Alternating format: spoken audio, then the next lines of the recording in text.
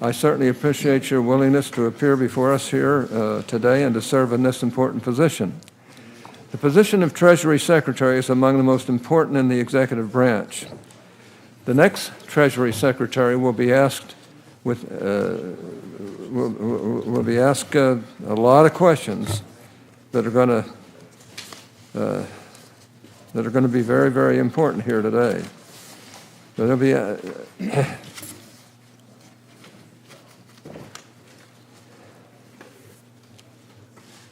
we're going to be talking about advancing policies will improve our nation's economic and fiscal outlook. This position oversees both the collection of taxes and the management of our debt. And in addition, as Congress works to reform our nation's tax code and fix our broken health care system, it is absolutely essential that we have a cooperative partner overseeing Treasury. That is, quite frankly, something that has been missing for the past 8 years as the Obama Treasury has become increasingly opaque and non-responsive to inquiries and communications from members of Congress. So as we consider Mr. Mnuchin's nomination, ensuring that both Congress and the incoming administration are committed to sharing information and communicating on policy will be among my top priorities. And in that regard, I believe the President-elect has selected a nominee who will provide a clear channel of communication and be willing to work with Congress on these all-important efforts. We discussed coming over here that he's going to need to work very closely with members of this committee, and he's committed to do so. Another priority for me will be the advancement of pro-growth trade policies.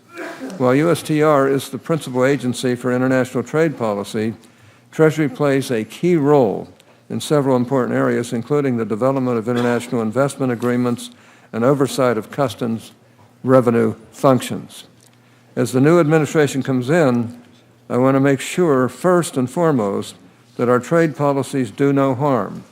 Proposals to, for example, impose unilateral import tariffs as a key tool of international economic policy need to be carefully evaluated to ensure they do not hurt us at home. In addition, I want to make clear that any new trade agreements establish the highest standards for U.S. stakeholders, consistent with the Trade Promotion Authority statute enacted in 2015.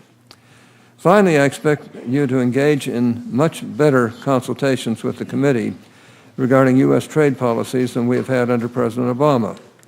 I look forward to a productive conversation about these issues today and in the coming months. Objectively speaking, I don't believe anyone can reasonably argue that Mr. Mnuchin is unqualified for this position. So I hope we don't have those type of stupid arguments. He has 3 decades of experience working in the financial sector in a wide variety of capacities. He has been a leader and a manager throughout his career, demonstrating an ability to make tough decisions and to be accountable. And he has a reputation for being a problem solver and an excellent communicator. Indeed, we have heard from numerous organizations and associations in a wide variety of industries, all expressing their admiration of Mr. Mnuchin and their support for his nomination. Put simply, if the confirmation process focused mainly on the question of a nominee's qualifications, there would be little, if any, opposition to Mr. Mnuchin's nomination. Unfortunately, that's not the world we're living in. Today, we are in the midst of an unprecedented effort to stall and prevent confirmation on the cabinet nominations of an incoming president. It is disappointing that we've taken this turn in the Senate where the minority openly and in so many words is committed to obstructing nominees to positions across the board. In many cases, knowing full well that they cannot prevent the outright confirmation of nominees at all. My colleagues sometimes are content to unfairly and in some cases maliciously malign more or less every nominee before they can assume their post. I hope that's not true of our Senate Finance Committee members here today. With regard to Mr. Mnuchin's nomination, we've seen quite a bit of consternation over the process and the timing of hearings. We've heard demands that we convene additional panels of witnesses, a step that has no precedent in the modern history of this committee. There was even a, quote, mock hearing, unquote, on this nomination yesterday, held outside of the committee, focused on issues that are essentially unrelated to Mr. Mnuchin's qualifications. Let me be clear.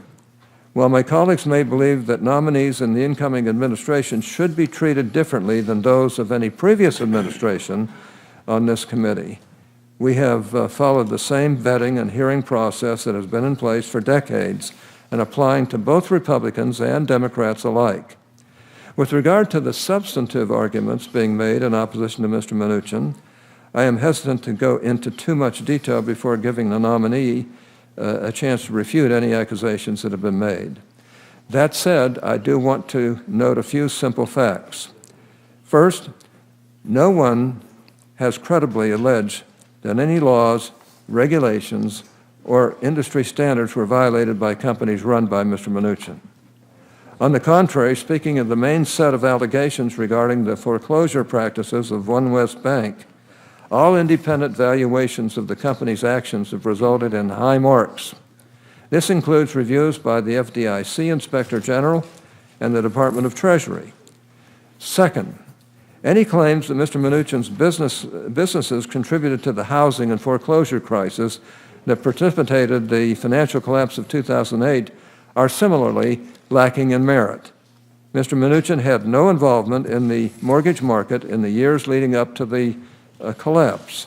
In fact, it is my understanding that after purchasing IndyMac and all of its toxic mortgage assets, Mr. Mnuchin's company offered loan modifications to the vast majority of its delinquent borrowers and was one of the very first institutions to make offers to forgive portions of loan principal balances in order to reduce foreclosures. To that point, Mr. Mnuchin is joined by a guest today, Ms. Faith Bautista, President and CEO of the National Asian American Coalition and head of the National Diversity Coalition. In those capacities, she worked with many homeowners to work out loan modifications with One West Bank. She is here today to support Mr. Mnuchin's nomination. Finally, I'll just note that those making claims that Mr. Mnuchin's connection to the mortgage and banking industry is on its own disqualifying are conveniently forgetting that the current Treasury Secretary's tenure at a major Wall Street bank included overseeing business units that were sanctioned by the SEC and others for practices that harmed innocent investors. Yet when his nomination came before the Senate, this connection to Wall Street and the financial crisis was deemed forgivable. Like I said, I'll let Mr. Mnuchin defend himself from the spacious lines of attack which, given the lack of credibility in the accusation, should not be too difficult for a man of his talents. For now, I simply hope that we can have a fair and open discussion during the committee hearing this morning and during the course of what will likely be a long hearing. And I hope that going forward, my colleagues will apply the same standards, both in terms of process and policy substance, that have applied to nominees in previous administrations, including theirs. Once again, I want to thank Mr. Mnuchin for being here today. I look forward to hearing his testimony and look forward to seeing what my colleagues have in mind with regard to their questions of him. With that, I'll turn to our ranking member, Senator Wyden, for his opening remarks.